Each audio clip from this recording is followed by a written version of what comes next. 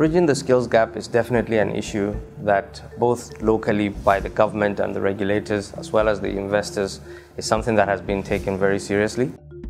In every country I work in, and I've worked in a lot, over 36 countries, one of the biggest issues is, okay, where am I going to find skilled manpower? This is a big issue. A shortage of managerial skills, a shortage of people who have had experience in middle management or top management of multinational companies or any kind of internationally focused company, and so they find it just hard to get people. If I'm investing in training people, that investment comes back to me.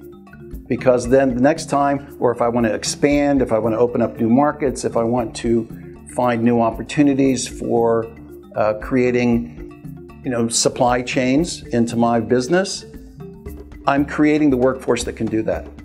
Otherwise, where's it going to come from? So these are business decisions. These are not philanthropy.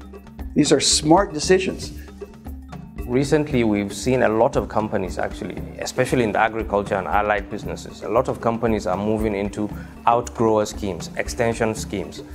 Extension is definitely a key way of engaging rural communities, adding value to their thinking and getting them to upskill and upgrade themselves. Agribusiness is really an area that's really important for more young people to understand what the career opportunities are.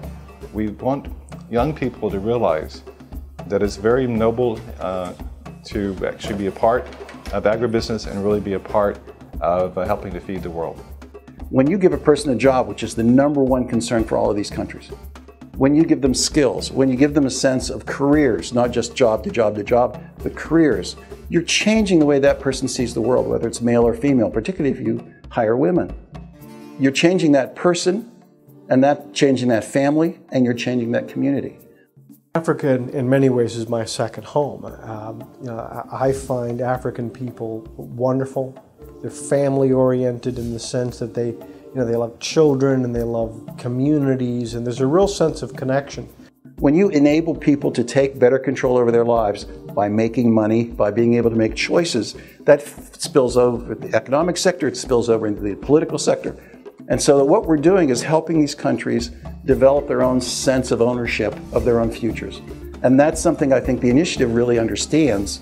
And I think it's a message that we have to share with more and more companies so that they can see beyond, as I said, just the investment to the more sustainable long-term human development investments in the countries they're working.